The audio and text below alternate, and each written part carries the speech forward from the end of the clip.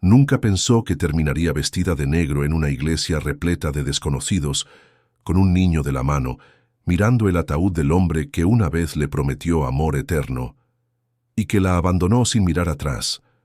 Isabela temblaba ligeramente, aunque no por el frío. Aquella mañana de mayo tenía un aire tibio, casi agradable, contrastando con la frialdad de las miradas que comenzaban a clavarse en su espalda mientras caminaba por el pasillo central. Algunas mujeres susurraban, los hombres fruncían el ceño, y una anciana en la primera fila apenas podía creer lo que veían sus ojos. Isabela, la estéril, había traído un niño de unos 5 años que parecía el clon perfecto de Andrés, el difunto, su difunto esposo. Pero para entender ese momento, había que retroceder 5 años, a una tarde lluviosa, donde la vida de Isabela se partió en dos. Andrés era un hombre ambicioso, de sonrisa encantadora y éxito en los negocios. Desde el primer momento, cuando se conocieron en una conferencia de arquitectura en Bogotá, supo cómo envolverla. Isabela, profesora de Historia del Arte, quedó fascinada por su inteligencia y elegancia. Fue un romance rápido de esos que parecen sacados de una novela. Viajes inesperados, promesas bajo las estrellas y una propuesta de matrimonio en París, frente al Sena. Al principio, todo fue perfecto. Se mudaron a una casa moderna a las afueras, con grandes ventanales y un jardín que ella llenó de flores, pero pronto, la presión por tener hijos se convirtió en una sombra oscura. Andrés venía de una familia tradicional, donde ser padre era casi una obligación sagrada. Su madre, doña Magdalena, no disimulaba su impaciencia. ¿Para cuándo los nietos?, decía cada Navidad, mientras lanzaba miradas cargadas de significado. Después de años de intentos, exámenes, tratamientos dolorosos y esperanzas rotas, el diagnóstico fue claro. Isabela tenía una condición que dificultaba enormemente la concepción. No era imposible, pero sí improbable. Aquella noche, cuando salió del baño con los ojos hinchados por el llanto y le entregó el sobre con los resultados, Andrés no dijo una palabra. Solo la miró con esa expresión vacía, como si de pronto ya no supiera quién era ella. Una semana. Después desapareció. Dejó una nota sobre la mesa del comedor. No puedo seguir con esto. Necesito una familia, una vida completa. Lo siento. El divorcio llegó como un puñal lento, sin discusiones, sin gritos, solo papeles fríos firmados por abogados. Isabela quedó destrozada. No solo había perdido a su esposo, sino también a su dignidad. La noticia se esparció rápido. Andrés dejó a Isabela porque no podía darle hijos. Nadie hablaba del amor que se habían jurado, ni de los años de lucha. Solo quedaba el estigma. Fue entonces cuando decidió irse. Se mudó a Medellín, donde empezó de cero. Alquiló un pequeño departamento, consiguió trabajo en una universidad local y se concentró en sanar. Fue un proceso lento, doloroso, pero también lleno de revelaciones. Empezó terapia, retomó el contacto con viejas amigas y un día, después de mucho meditarlo, tomó una decisión que cambiaría su vida para siempre. Adoptaría un niño. No fue fácil. El sistema era burocrático, las entrevistas extenuantes y más de una vez pensó en abandonar la idea. Pero entonces conoció a Simón, un niño callado de ojos grandes y mirada triste, que había sido abandonado al nacer. Algo en él la conmovió de inmediato. Lo tomó en brazos y supo que ese era su hijo, que lo era, aunque no llevara su sangre. Lo que jamás imaginó fue lo que descubriría 3 años después. Simón había crecido feliz, lleno de vida, con una risa contagiosa. Pero a los 5 años, durante un chequeo médico rutinario, un comentario de la pediatra encendió la chispa de la duda. ¡Qué curioso! Este niño tiene un tipo de sangre muy poco común. ¿Dijo que era adoptado? El tipo de sangre de 1900 Simón coincidía con el de solo un pequeño porcentaje de la población, una mezcla genética peculiar. Isabela empezó a investigar.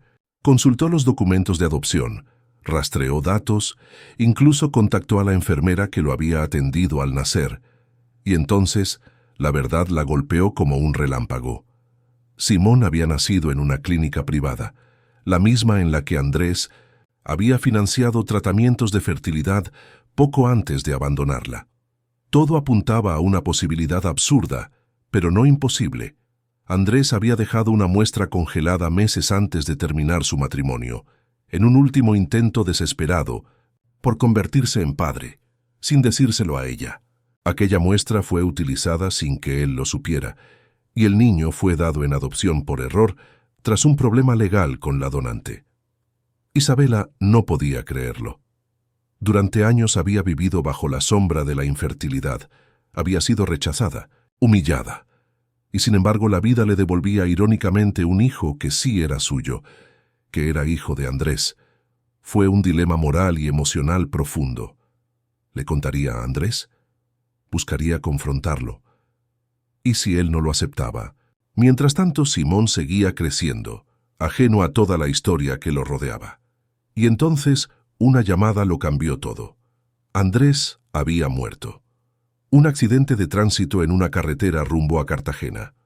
Su cuerpo estaba siendo velado en 1900, una iglesia de Bogotá, y la familia esperaba a todos los allegados. Esa fue la noche más larga de su vida. Preparó a Simón con su mejor ropa. Le explicó que irían a despedirse de alguien importante. Y allí estaban ahora, bajo la mirada atónita de todos, caminando hacia el ataúd de un hombre que había huido del compromiso, del dolor, y que, sin saberlo, había dejado un legado que solo ella podía revelar. Si esta historia te está emocionando, no olvides dejar tu like y suscribirte para no perder los próximos capítulos. Lo que está a punto de pasar te dejará sin aliento. Las miradas no tardaron en volverse cuchillos. Magdalena, la madre de Andrés, se puso de pie. Su rostro palideció al ver al niño. Dio un paso hacia Isabela, y por un segundo, el silencio fue absoluto. Nadie entendía nada, pero todos sentían que estaban a punto de presenciar una verdad que rompería muchas máscaras. Isabela respiró profundo. Y habló. «Este niño», dijo Isabela con la voz firme, aunque por dentro luchaba por no quebrarse. «Se llama Simón. Tiene 5 años y es hijo de Andrés». Un murmullo de sorpresa recorrió la iglesia como una ráfaga de viento helado. Magdalena abrió la boca para decir algo, pero las palabras se le ahogaron en la garganta. Su rostro pasó del desconcierto a la negación y finalmente a la ira. «¿Qué clase de broma es esta, Isabela?», espetó con los ojos brillando de furia. «Mi hijo murió hace una semana. ¿Y tú vienes aquí con un niño y dices que es suyo?». Simón, ajeno a la tensión, miraba los vitrales de la iglesia con curiosidad. Isabela se agachó y lo abrazó por los hombros con ternura antes de volver la vista hacia los presentes. «No vengo a causar escándalo, solo vine a despedirme y a mostrarles que la vida se burla a veces de nuestros planes. Este niño», pausó, conteniendo las lágrimas, «fue adoptado por mí hace 3 años, pero descubrí tras muchas vueltas que Andrés había dejado una muestra de esperma en una clínica de fertilidad. Simón nació por medio de un procedimiento que nunca llegó a completarse legalmente. Lo abandonaron por error, y yo lo adopté sin saber su origen. La ironía es que sin buscarlo, terminé criando al hijo que tanto deseé, y que su propio padre jamás conoció. Nadie habló, ni siquiera el sacerdote que, a unos pasos del ataúd, presenciaba la escena como si fuese parte de una obra de teatro trágica. Algunos asistentes bajaron la mirada, otros cuchicheaban. La situación era tan surreal que tardaban en digerir cada palabra. Magdalena, sin embargo, no estaba dispuesta a ceder.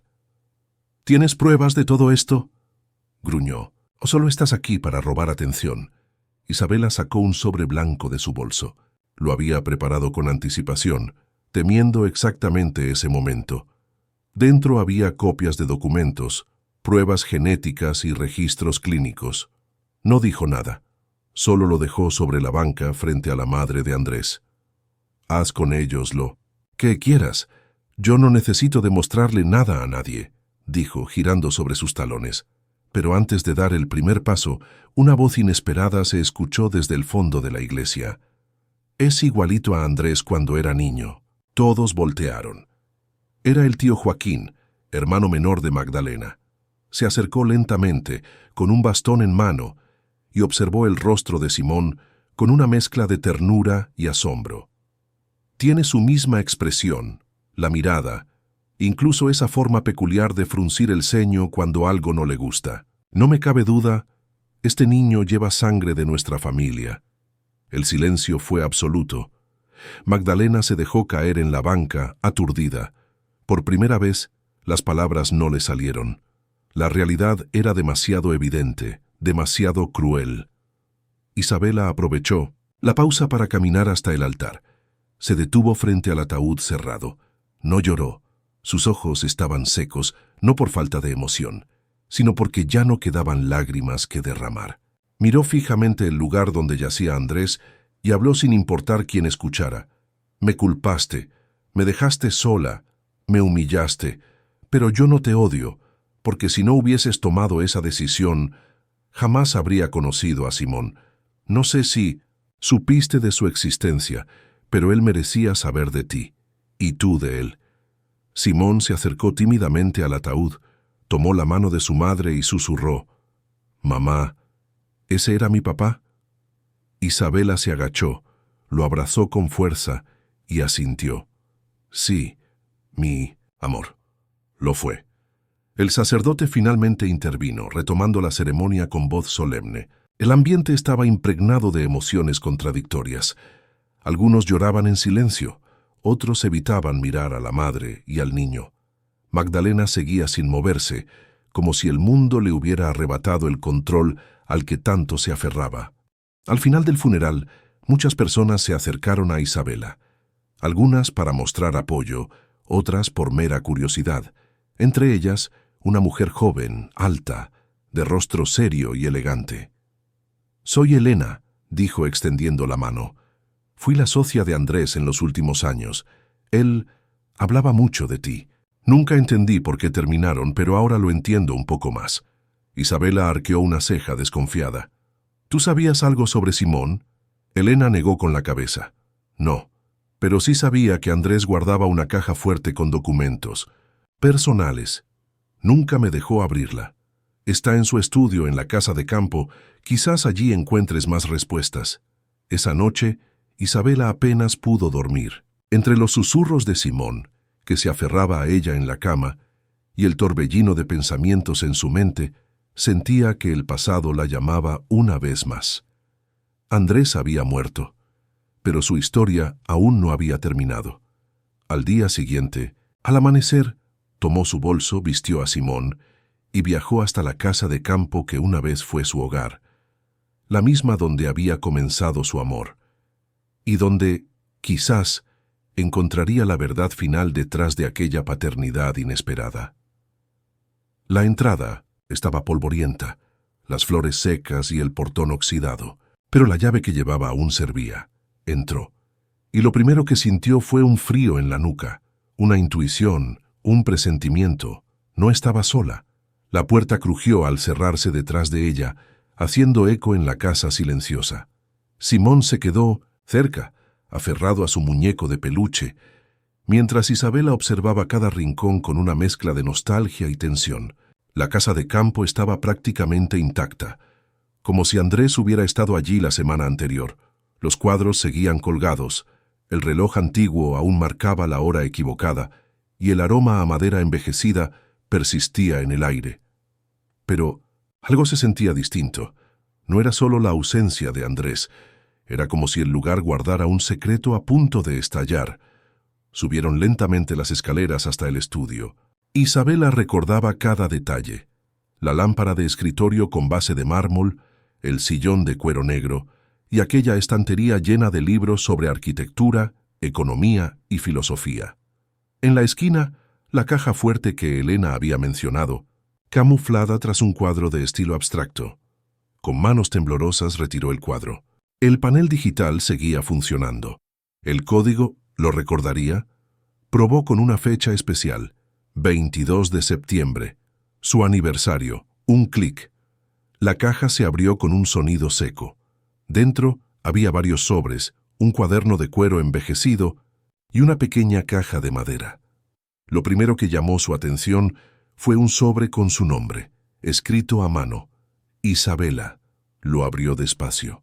Era una carta, escrita con una caligrafía que conocía de memoria. Si estás leyendo esto es porque algo me ha pasado. No sé si tendrás fuerzas para volver aquí, pero si lo haces, mereces saber la verdad. Nunca te dejé por egoísmo. Te dejé por miedo. Me sentí débil, derrotado por no poder darte lo que tú tanto soñabas. Fui cobarde, y mi cobardía nos costó demasiado. Antes de irme, dejé una muestra en la clínica de fertilidad. No lo hice por ti ni por mí, sino porque necesitaba aferrarme a la idea de que aún podía ser padre algún día. Pero nunca volví a utilizarla. No sabía qué había pasado con ella, y siempre tuve esa sombra rondándome. Años después, intenté buscarte. Me enteré que te habías ido a Medellín, que trabajabas en una universidad, que habías adoptado un niño. Pensé en acercarme, en hablar contigo, pero me faltó valor. Cuando vi una foto tuya con él en redes sociales, supe que era mío, supe que era nuestro, y no pude hacer nada más que llorar. Isabela, si algo me pasa, protege a ese niño. Es el milagro que la vida nos dio cuando ya no esperábamos nada. Perdóname, siempre te amé. Las lágrimas cayeron sobre la carta sin que Isabela pudiera detenerlas. Todo lo que había sospechado se confirmaba, pero leerlo con sus propias palabras fue como revivir cada herida. Andrés había sabido, había visto a Simón, y no tuvo el valor de acercarse. Dentro de la caja, de madera, encontró un colgante de plata. Era el mismo que él le regaló en su primer aniversario, solo que ahora tenía un pequeño compartimento con una fotografía. Al abrirlo, su corazón se encogió. Era una foto de ella y Simón, tomada en un parque, a la distancia. Andrés la había guardado allí, como un tesoro. En ese momento, una voz la sacó de sus pensamientos. ¿Quién eres tú? Isabela se giró rápidamente, sobresaltada. Una mujer de unos 40 años, delgada, cabello corto y gesto inquisitivo, estaba en la puerta del estudio. Tenía llaves en la mano y una expresión de sorpresa. «Soy Isabela, la exesposa de Andrés», respondió sin soltar la carta. «Yo soy Laura, la encargada del mantenimiento de la casa desde hace 3 años. Elena me pidió que viniera a asegurar todo después del funeral. No sabía que alguien más vendría». La tensión se disipó un poco. Laura se acercó con cautela y al ver a Simón, alzó las cejas. «¿Es tu hijo?» Isabela dudó un instante, pero luego asintió. «Sí, es el hijo de Andrés». Laura abrió mucho los ojos y su boca quedó entreabierta. «Santo cielo». Entonces, es verdad. Escuché a Elena discutir con la madre de Andrés el día después del funeral. Decían algo sobre un niño que apareció de la nada. Magdalena está furiosa. Dice que todo es una invención tuya para quedarte con parte de la herencia. Isabela suspiró. Lo había temido. No me interesa su dinero, solo vine por respuestas. Y ya las tengo. Laura la miró fijamente, como queriendo asegurarse de que decía la verdad. Luego asintió lentamente. Te creo. Andrés hablaba de ti a veces. No mucho, pero con una tristeza en la voz que se sentía real. Creo que se arrepintió, hasta el último día. Al salir de la casa, el sol ya comenzaba a ocultarse detrás de las montañas. Isabela tomó la mano de Simón y bajó los escalones de piedra con pasos lentos. Sentía el corazón más ligero, pero también sabía que los problemas apenas comenzaban. Magdalena no se quedaría quieta, y ahora que la verdad estaba sobre la mesa, vendría una guerra por el apellido, la reputación y el futuro del niño. 2 días después, llegó una citación judicial. Magdalena la había denunciado por falsificación y fraude, acusándola de intentar manchar la memoria de su hijo con un supuesto niño ilegítimo. La furia de la mujer era conocida. Pero esta vez Isabela no estaba sola. Esta vez tenía pruebas, tenía la carta, tenía los resultados de ADN, tenía a Simón. Y lo más importante, tenía una verdad que ninguna abogada podría destruir. Mientras preparaba su defensa con una abogada pro bono, recibió un mensaje inesperado. Elena quería reunirse con ella. Decía que tenía algo más que mostrarle. Isabela aceptó, aunque con cautela. Se encontraron en una cafetería discreta del centro de Bogotá. Elena llegó, puntual, con un sobre en la mano. Encontré esto entre los papeles personales de Andrés. Es un testamento no oficial, sin registro legal, pero escrito de su puño y letra. Isabela lo tomó. El sobre decía simplemente, en caso de algo, para Elena o para Isabela. Lo abrió con el corazón latiendo con fuerza. Lo que leyó allí podía cambiarlo todo, porque Andrés no solo hablaba del niño, también hablaba de una propiedad. Una casa a nombre de un fideicomiso destinada a su único hijo. Un lugar del que nadie sabía y que ahora pasaba a manos de Simón, si lograban probar su identidad. La guerra había comenzado, y esta vez Isabela no pensaba retroceder. El zumbido de los ventiladores del juzgado mezclado con los murmullos de los asistentes llenaba la sala. Era el día de la audiencia preliminar, y Magdalena había llegado con todo su ejército. 2 abogados de renombre, su hija menor, Leticia, siempre altiva, y una actitud de superioridad que buscaba aplastar cualquier argumento contrario antes de que se pronunciara. Isabela, en cambio, se sentó con calma, acompañada por su abogada Clara y por Elena, quien había decidido apoyarla abiertamente después de leer el testamento de Andrés con sus propios ojos. Simón estaba en casa, al cuidado de una amiga de Isabela. Aunque ella deseaba tenerlo cerca, sabía que un ambiente como ese no era lugar para un niño. «Señoría», comenzó uno de los abogados de Magdalena, con voz firme y modulada, «estamos aquí para proteger el legado de un hombre honorable, que lamentablemente ya no puede defenderse. Nuestra parte sostiene que la señora Isabela ha fabricado una historia sin fundamentos, presentando a un menor que no guarda relación genética comprobada con el difunto Andrés González Cortázar». «Falso», interrumpió Clara, levantando un documento sellado. «Aquí están los resultados de ADN, certificados por el Instituto Nacional de Genética. El niño Simón comparte un 99.9% de coincidencia con el material genético del señor González Cortázar, que fue obtenido de una muestra legal conservada en la Clínica de Fertilidad Reprovida». El juez tomó los papeles, los revisó en silencio mientras los murmullos crecían como una ola contenida. Magdalena se removió incómoda en su silla, visiblemente afectada. La defensa intentó objetar, alegando posible manipulación o cadena de custodia dudosa, pero fue en vano. La prueba era clara, irrefutable. Cuando el juez volvió a hablar, el peso de sus palabras cayó como una sentencia definitiva. El niño Simón es, según esta prueba, hijo biológico del señor González Cortázar. A las circunstancias de su nacimiento y posterior adopción serán objeto de investigación paralela. Pero en lo que respecta a su filiación, este tribunal no puede ignorar la evidencia presentada. Magdalena estalló. «Eso no prueba nada. Ese niño no fue reconocido por Andrés en vida. Jamás lo mencionó. Jamás lo quiso». Isabela no se levantó, no gritó, no respondió con odio. Solo la miró con una tristeza serena. «Porque no tuvo el valor de hacerlo, señora. Pero dejó sus palabras escritas. Si quiere despreciar a su nieto, hágalo. Pero no puede borrar su sangre». Elena intervino, sacando una copia del testamento manuscrito. «Yo fui testigo del arrepentimiento de Andrés. Me habló de Simón en varias ocasiones. Me confesó que deseaba acercarse, pero tenía miedo del rechazo. Este documento, aunque no sea oficial, deja constancia de su deseo de dejarle un hogar a su hijo legítimo». El juez pidió una copia y la examinó con atención. Aunque no era legalmente vinculante como un testamento registrado, su valor como documento personal y afectivo era considerable.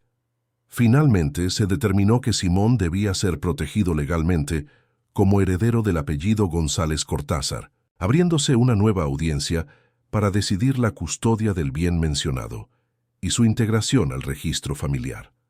Al salir del tribunal, los medios ya estaban alertados. Algunos periodistas se acercaron para hacer preguntas, pero Isabela los ignoró. No quería convertir la vida de su hijo en un espectáculo, solo deseaba justicia. Esa noche, en su departamento, mientras cenaban arroz con pollo, Simón preguntó con inocencia, ¿por qué todos estaban tan enojados hoy? Isabela lo abrazó. Porque hay personas que no entienden que el amor no siempre llega como uno espera, pero tú estás aquí, y eso es todo lo que importa. El proceso se alargó por semanas. Durante ese tiempo comenzaron a llegar mensajes de antiguos amigos de Andrés, personas que conocieron su lado más humano y que querían conocer al niño. Algunos ofrecieron ayuda, otros simplemente compartieron anécdotas que permitieron a Isabela armar una imagen más completa del hombre que había amado y que tanto la había herido. Pero mientras todo eso ocurría, una sombra crecía en el fondo. Magdalena no se rendía. Había contratado a un investigador privado que pronto apareció con una información peligrosa. La madre biológica de Simón estaba viva y estaba dispuesta a hablar. Isabela sintió un nudo en el estómago al enterarse. Aunque la adopción había sido legal, la aparición de esa mujer podía reabrir heridas que ni siquiera sabía que existían. ¿Qué diría? ¿Por qué había abandonado a su hijo? ¿Lo había hecho por necesidad o por presión? Se reunió con ella en una sala, neutral. La mujer, de nombre Mariela, tenía el rostro cansado, ojeras profundas y manos nerviosas. «No quiero problemas», dijo. «Solo quiero contar mi parte. Yo fui donante anónima en la clínica. Me pagaron por mi óvulo nada más. No sabía que de esa donación nacería un niño, y menos aún que terminaría en adopción.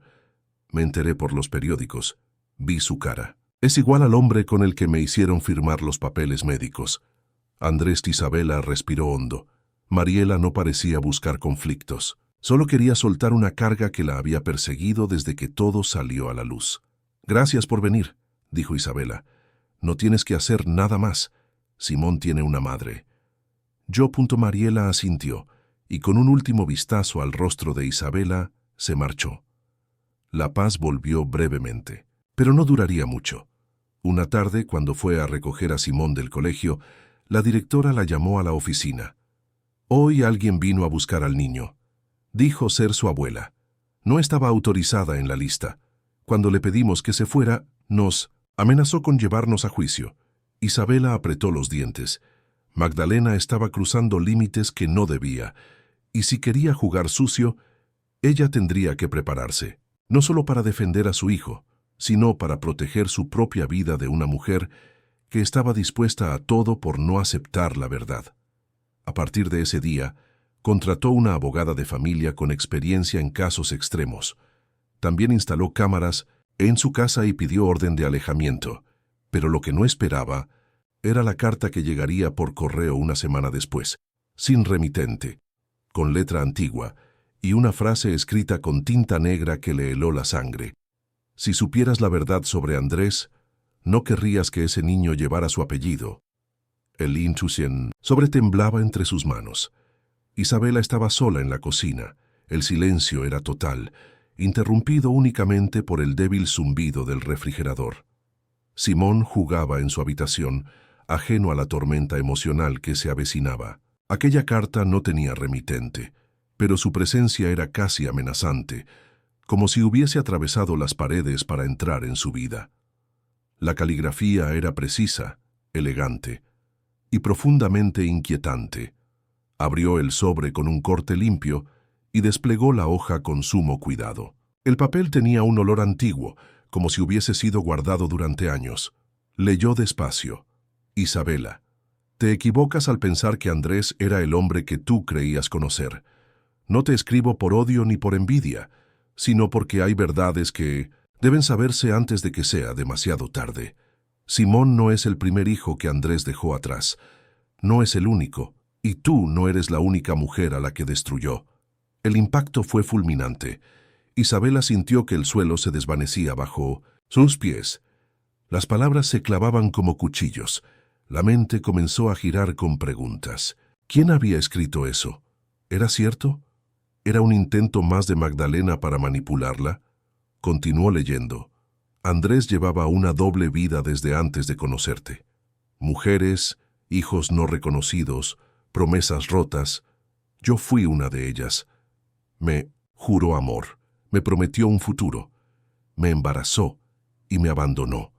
Nuestro hijo murió sin conocerlo, pero guardé cada prueba, cada carta, cada fotografía. Están en un sobre marrón escondido en la biblioteca de la casa de campo, detrás de la estantería de madera oscura. No busco venganza, solo quiero justicia, y quiero que protejas a ese niño, porque aunque venga de la sangre de un hombre egoísta, él no tiene la culpa. La carta no estaba firmada, solo había una inicial escrita en tinta azul. D. Isabela no podía respirar. Una mezcla de rabia, tristeza y desconcierto la recorría por dentro. Andrés había sido realmente un farsante durante todo ese tiempo. Era posible que hubiese vivido en una mentira. Esa misma noche esperó a que Simón se durmiera y llamó a Elena. Le leyó la carta palabra por palabra. Al otro lado del teléfono, Elena guardó silencio un instante antes de hablar. No estoy sorprendida. ¿Qué? Isabela se tensó. ¿Lo sabías? Sabía que Andrés tenía secretos. Lo notaba en sus silencios, en la forma en que a veces se encerraba en el estudio durante horas, leyendo cartas viejas, mirando fotos.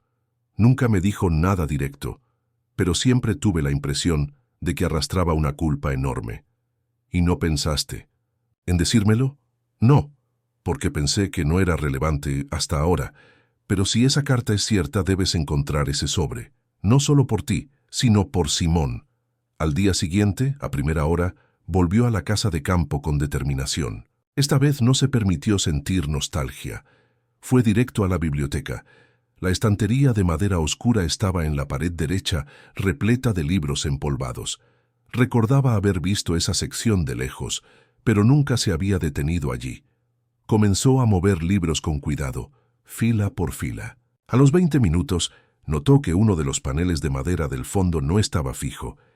Lo empujó con cuidado, y allí estaba, un sobre marrón, sellado con cinta antigua. Lo sacó con las manos sudorosas. Al abrirlo, su corazón dio un vuelco. Decenas de cartas, fotografías, fragmentos de diarios personales, algunas escritas por mujeres diferentes, otras firmadas por Andrés. En una, dirigida a una mujer llamada Daniela, él decía: «No puedo hacerme cargo, no puedo ser padre ahora, perdóname». En otra, una fotografía mostraba a Andrés joven, abrazando a una mujer embarazada en lo que parecía ser una playa del Pacífico colombiano. Y en la parte trasera escrito con bolígrafo: «Marzo de 2003, Cali. A ti y a nuestro hijo, lo siento». Isabela cayó de rodillas. No podía creer lo que estaba viendo. Andrés había sido muchas cosas: brillante, encantador, apasionado, pero también cobarde y quizá cruel. Había huido una y otra vez de sus responsabilidades. Había dejado corazones rotos, hijos olvidados. ¿Y ahora qué debía hacer ella con todo eso? Pero lo más perturbador aún estaba por llegar. Entre los papeles encontró una carta que no iba dirigida a ninguna mujer. Estaba dirigida a sí mismo.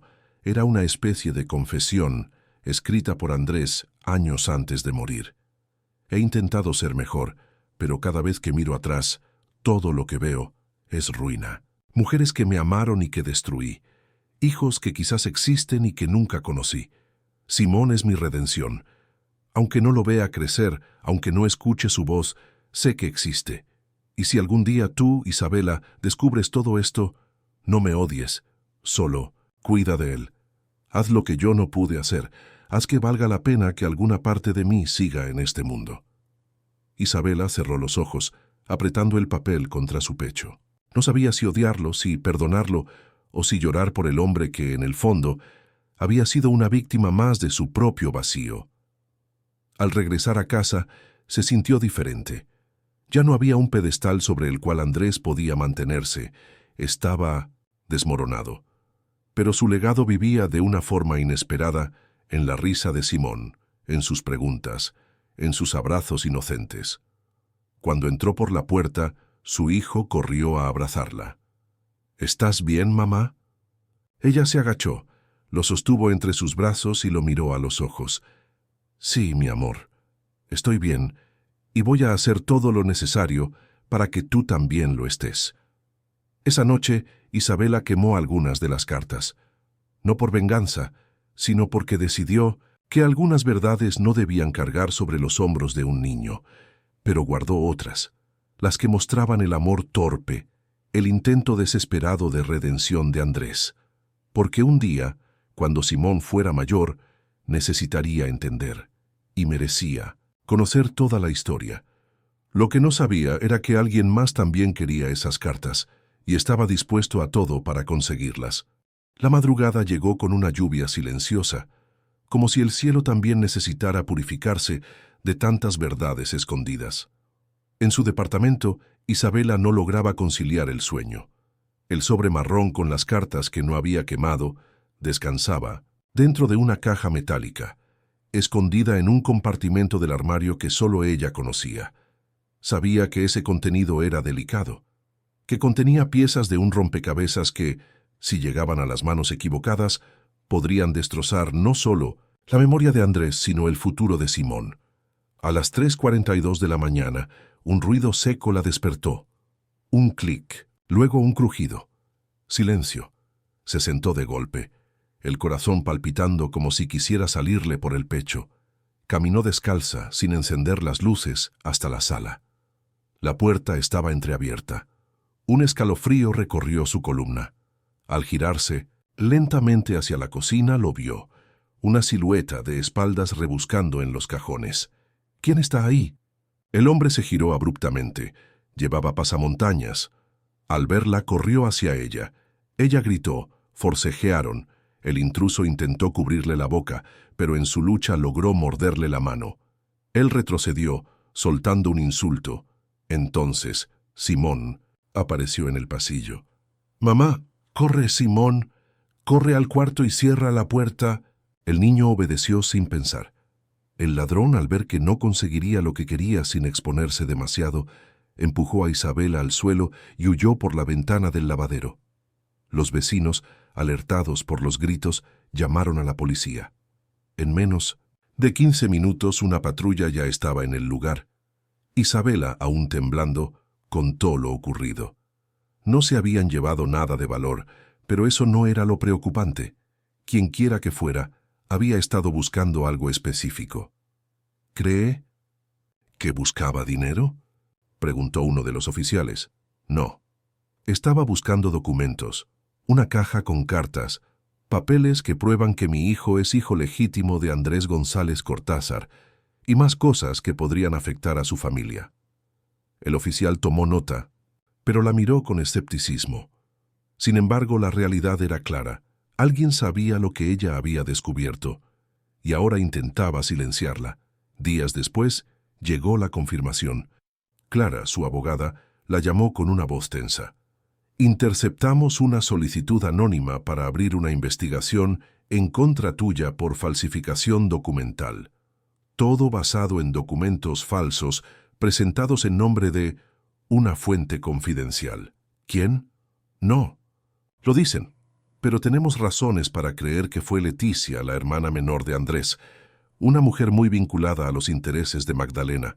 Al parecer, buscan anular la audiencia anterior argumentando nueva evidencia. Isabela sintió que le faltaba el aire. ¿Hasta dónde estaban dispuestos a llegar? «Necesitamos protección legal», dijo ella, «y necesito hablar con la prensa». «¿Estás segura?» «Sí, ya no se trata solo de mí. Se trata de mi hijo, y de lo que él merece saber». La entrevista se dio en un programa de la noche, uno de los más vistos del país. Isabela apareció serena, clara, sin victimismos, pero firme. Contó su historia desde el principio. Habló de Andrés, del abandono, del descubrimiento, de las cartas, del testamento no oficial y del intento de silenciarla. Las redes explotaron. En pocas horas, la historia se volvió viral. El país se dividió. Unos la admiraban por su valor, otros la acusaban de lucrar con la tragedia. Pero lo que importaba era que ahora todo estaba a la luz. Ya no podían callarla. Días después, recibió un mensaje inesperado. Era un video. En él Andrés aparecía sentado frente a una cámara, con el rostro demacrado, visiblemente enfermo. Si estás viendo esto, Isabela, es porque ya no estoy aquí. Este video lo grabé unos meses antes de... Bueno, antes de saber que todo terminaría. Sé que fallé. Sé que te fallé. Y que fallé a muchas otras personas. Pero el único acto de valentía que me queda es decir la verdad. Hizo una pausa. Simón, es mi hijo. Lo sé. Lo supe desde que vi esa foto. No quise interferir. No quise volver a arruinar algo que al fin parecía funcionar sin mí. Pero quiero que sepas que cada noche pensé en él. Así es que si hay alguna justicia en este mundo, que ella caiga sobre mí, no sobre ustedes. El video se cortó. Isabela no pudo contener las lágrimas. Ese fue el verdadero cierre que necesitaba. No una firma, no un fallo legal, no una victoria pública. Era esa confesión, esas palabras. Un mes después, el tribunal falló de forma definitiva. Simón sería inscrito como hijo legítimo de Andrés González Cortázar. Tendría derecho al apellido, al legado, a las propiedades dejadas, en el fideicomiso y al acceso a su historia completa. Pero más allá de eso, tendría un futuro limpio, un nombre sin sombra. Magdalena no volvió a aparecer. Leticia retiró las acusaciones. El silencio volvió, esta vez como alivio, no como amenaza. Una tarde, Isabela y Simón visitaron la tumba de Andrés. Ella colocó un ramo de lirios blancos. El niño se quedó mirando la lápida en silencio. Él me quiso, mamá. Isabela lo abrazó con suavidad, a su manera, pero no supo demostrarlo. Lo importante es que tú estás aquí y que ahora sabes la verdad. Simón asintió, serio. Luego sonrió. Yo te quiero. Eso sí lo sé decir. Ella rió y por fin sintió que todo lo vivido tenía sentido, y así, entre errores, heridas, amor, redención y segundas oportunidades, una historia que comenzó con abandono, terminó con algo más fuerte, la verdad. Una verdad que nadie pudo enterrar. Si esta historia te conmovió, no olvides dejar tu like, suscribirte al canal y contarnos en los comentarios qué parte te tocó más el corazón. Nos vemos en la próxima historia.